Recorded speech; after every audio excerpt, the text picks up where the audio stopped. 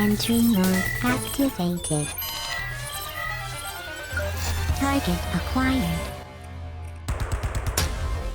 Hey there Exiles, and welcome back to my seldomly made Path of Exile videos. We're 2 weeks into the Sentinel League, and it's about time to wrap up my Golem build that I've been playing. So today we're actually going to do like the build showcase, the guide / discussion about it, so let's just dive into this.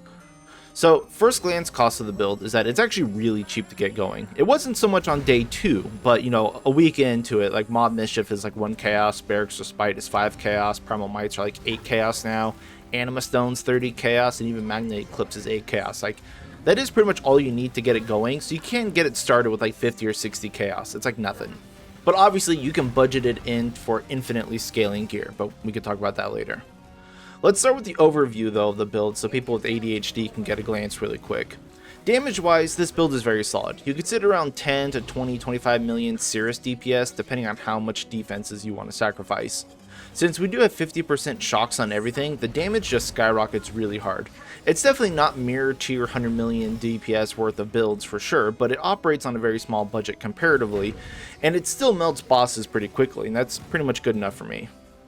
For the defenses though, it's good, but I still don't think it's good enough. I'm sitting at about 4.6k HP and 500 energy shield, which is minimal, I know, and there are plenty of HP nodes on the tree to take and get near, like 5,000 HP I think you can get, which would be much better.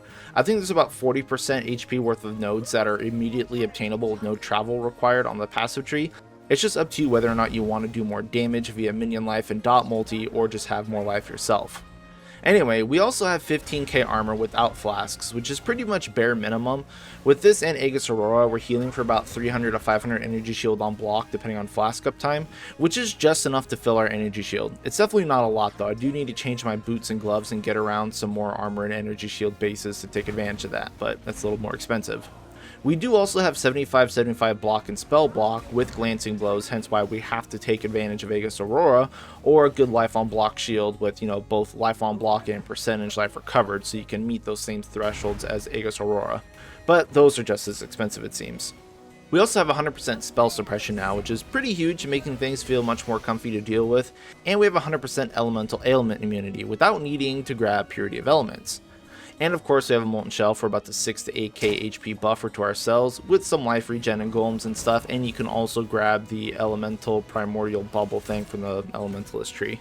So with the basic attack and defenses done, let's talk about the mapping and the bossing experience before we dive into the build and gear. For mapping, it's pretty smooth and painless to be honest. We have enough bulk that I can freely run through packs without worry, which is good since I do like to gather packs up for Pandemonium Sentinels. And the bigger the packs are, the easier it is to clear, as we do rely on Barracks Respite to chain all our ignites around.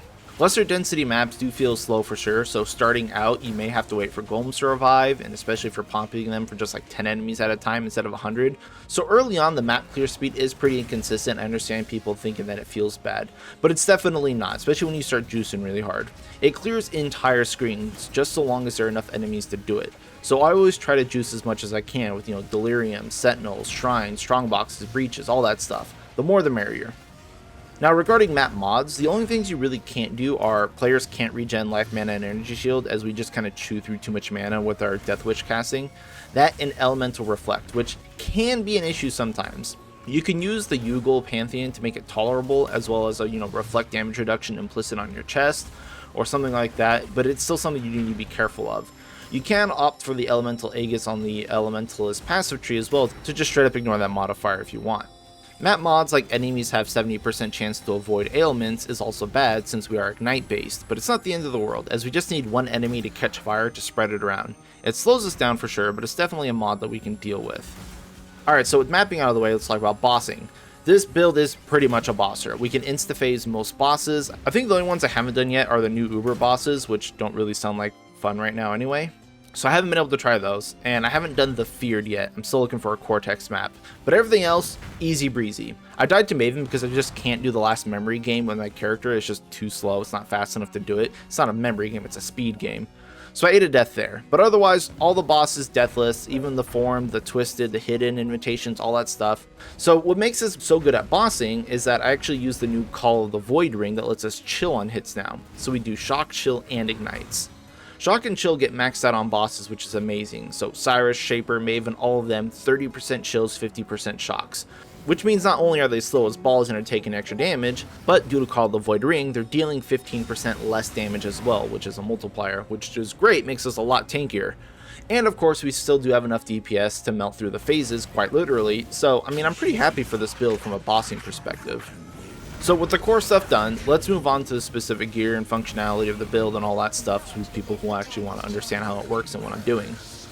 So first, this is a Golem Bomber build, of course. We're using Mob Mischief's Deathwish skill to grab all of our minions and complode them for a lot of damage.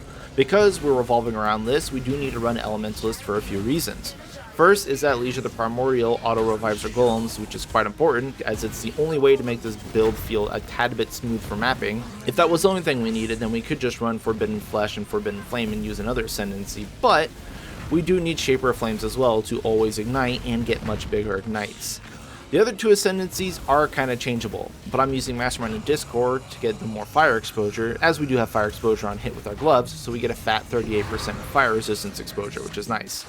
I would love to grab the extra 5% on Fire Mastery so we can get like 40-something% fire exposure, but that's like 4 points away down below Glancing Blows, and taking 4 points away on the tree right now is kind of rough, so anyway. But yeah, so the last Ascendancy we have is Shaper of Storm, so we can shock on hit as well, which is a huge damage bonus as we always get 50% full shocks on bosses, and that's a lot more damage and harder destruction sadly, even though I do want that AoE. So we are opting for Shaper of Storms here. Now before we jump into the passive tree real quick, let's discuss our gem slots so you can see why we're taking what we're taking. First, main spell, Deathwish Helmet, that's what we're using, duh. We're linking it with Cruelty, Inspiration, Unbound Ailments, and Burning Damage. Inspiration does reduce our mana cost significantly, and it gives us crit and damage, and we pretty much always have 5 Inspiration charges. Without this, we would have mana sustain issues for sure. Burning Damage, obviously we're at Ignite build, we're going to burn. Unbound Ailments, because we're actually using all 3 elemental ailments, so it's just the most bang for our buck here. We do get some damage out of it, and we do get to buff our other shocks and chills as well. And lastly, Cruelty. The pop from Deathwish is a hit, and Cruelty will help scale our ailment and damage as well, as we always have the 40% more ailment cap, so yeah, it's a lot of extra damage for free. We are using Stone Golems to ignite, as they have the most HP of any minion that we can quickly revive. Now, the day we get to resummon Spectres fast is the day we go Necro and do this. But anyway, we need to get the most HP out of them as possible. So you do want to link them to Minion Life and Empower, in either a Magnet Eclipse Shield or your Aegis Aurora. You can also go Enhance, as their quality does give HP too, but it's not that big of a deal, and I'd only go that route if you have like Ashes of Stars so you can really stack that extra HP there. We are also using Herald of Purity and Skeletons. Herald because it will auto-summon when we kill enemies or hit bosses, and they act as good fodder to take hits and make little small booms when our golems need to revive. Like, it just makes mapping feel much smoother, so run those guys. You can also link these to your golems as well in like chests, and have a 5 link with golems, Herald, and then, you know, Minion Life, Empower, and Enhance. It shouldn't increase the reservation cost too much, because we do have some mana to spare. And lastly, we also have skeletons that we're using just to drop on a boss before we have sentinels up, so we can kill 5 golems and 8 skeletons, which is our maximum amount we can target with Deathwish anyway. Deathwish does gain more element damage with more minions grabbed, so it's like 80% more element damage on the first boom. It's very important. Keep skeletons on. We aren't running Val Skeletons, because if we put all the Val Skeletons down, then we're probably going to grab those before we grab our golems, and that's bad. So outside of those, our skills are pretty standard for most builds these days. We're running an Enlightened link to Malevolence, Determination, and Tempest Shield for our auras. We also have Defiance Banner and Molten Shell for more defense, Flame Dash to Flame Dash, Convoke to pull our minions, and we have one actual last link set up for some ease of use stuff. We have an Arcanist brand with Flame Surge and Flammability, so we can drop that on a boss just to get our curse and our extra ignite burn from Flame Surge. Granted, outside of Pinnacle bosses, everything seems to die before I can use this, so it's just kind of there in spirit for most of the time. We could use Shield Charge as a movement skill, but honestly, you're going to be waiting for your golems or Convoke to catch up, so there's not much of a point in going ahead that much. Just take the slow walking route. And because of this, we also have a free slot that I really don't know what to do with. Typically though, I would put Anomalous Withering Step in, as we're doing the Blackflame Chaos route, but I don't have that in right now, so it's free. And because we're doing this, we also don't need a 6-lane chest piece, so you can save a lot of budget there. Now, let's take a look at the passive tree real quick. I do sure hope this is efficient as I can make it to be, but I mean, if not, let me know. So first, we're going to come up through the top of the Witch Tree so we can get the Jewel Socket for Thread of Hope. This way we can quickly grab the Life Nodes, Breath of Flames, Golem Commander, and Arcane Will. I used to take Breath of Lightning as well to boost our shocks, but now since we're doing chill as well, it doesn't make much sense to just grab that, so instead we're taking 40% of all non-damaging ailments effect on the elemental mastery down here. We'll come back to that later though. Then we're going to come up through this little side here, grab the jewel node, and then grab these stuff, and then go up to cruelty and elemental overload, which honestly, I'm not sure how much elemental overload is going to be helping us, as we don't scale our crit at all, and we're only getting some actual crit from inspiration, so I think our crit chance is like 8%, but it is only 1 point, so whatever. We do take acrimony for the dot multi for ignites and extra effective cruelty to help our booms. I took the cluster up here so I could fit in more jewels, which is totally not mandatory by the way. Then we're going to move around the side here to get more fire dot multi, life, energy shield, aura nodes, spiritual aid, and all that stuff. Spiritual aid is actually very good for us, and I don't know why people don't take it, because the minion damage nodes that we have on our large clusters and at the start of the witch area and stuff is all adding up to give us about 110% more damage for like 5 points. And I know 5 points is a lot to invest for 110% damage, but we also get the added minion life and stuff as we're traveling up there anyway, so I mean it's pretty good. Moving on, we're going to grab on this jewel socket here, and as well as the elemental mastery node. This is a fat chunk of damage, but we also need the mastery for that 40%, well 60 with the extra passive here, more ailment effectiveness for shock and chill. This is why we don't take Breath of Lightning anymore. Rather than just 50% for shocks, for the same 1 point we have 40% for shocks and chill, and we're getting capped anyway. So moving on, same old stuff down here that most witch builds see nowadays. Cluster nodes for more minion life and jewel sockets, divine shield because that's free regen, glancing blows, life wheel, jewel socket, and the shield mastery wheel, which we actually will be going in here to grab the 20% element immunity so we can have 100%. Off to the right though, we are grabbing this jewel socket to put in green nightmare. I know people are expecting red nightmare, but we don't need the block. This gives us 12% spell suppression for the shield wheel over here, and for 3 points it's not that bad. Plus we also get frenzy charges for map clear now. The other thing I want to point out is that this jewel socket with the impossible escape. Now we went all the way down here to precise technique so we can get spell suppression node and some HP and elemental avoidance nodes.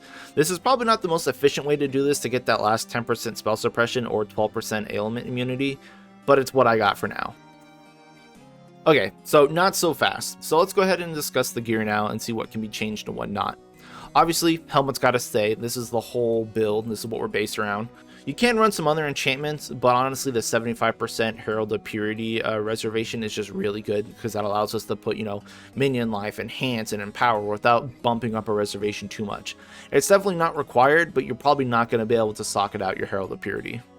The wand up in the air, I have a +2 wand with fire dot multi-craft on it, which is great. You don't need a trigger craft, and you also don't need a +2 wand either. +1 with higher fire dot multi-roll is almost just as good. I kind of mathed it out, and one more minion level was worth about 20% fire dot multi for damage versus base HP on the minions go. So yeah, if you can get like a flat fire dot multi and a physical spell wand, go for it. Burning damage, spell damage, fire damage, all that stuff is all good too. For the shield, we do have some options. I usually start the build with the Magnet Eclipse since it's very cheap and it has the +2 socketed gems, which is a huge boost of damage.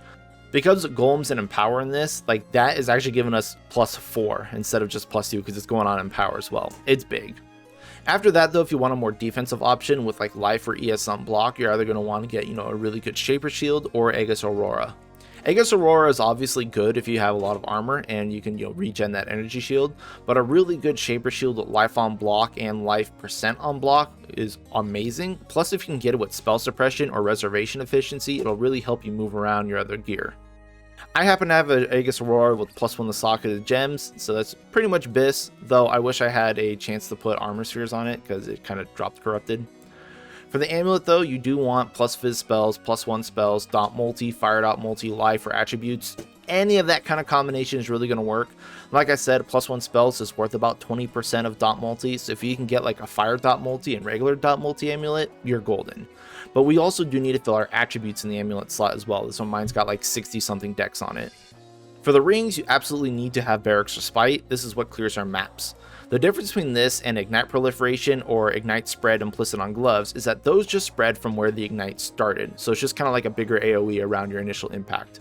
Barracks Respite chains so that when you kill something, it spreads to something nearby, and then when that thing dies, it spreads to something nearby, and it just keeps going and going and branching out.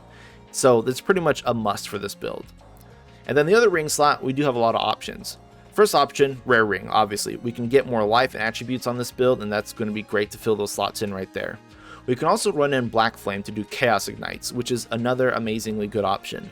Most of the new Arc Nemesis modifiers don't actually add chaos resistance or immunity, so it's much safer and faster to map with chaos ignites instead of just standard fire ignites. If you do go chaos ignites, you do need to swap flammability for your despair curse and put in an anomalous withering step so you can get those wither stacks on bosses. Both Chaos and Fire Knights will do pretty much about the same-ish damage in the end though. Chaos may edge it out though, just due to enemies having naturally lower resistance to that in general, but you're going to be eating the ring slot to do that. The other ring slot is actually what I'm using right now, is the new Call of the Void ring, which again is like a 3C ring, it's pretty much free, and it's really good for bosses, but that's kind of what I'm doing right now anyway, I'm bossing with this. It provides us with chill and makes bosses deal 15% less damage, as we always have the max 30% chill.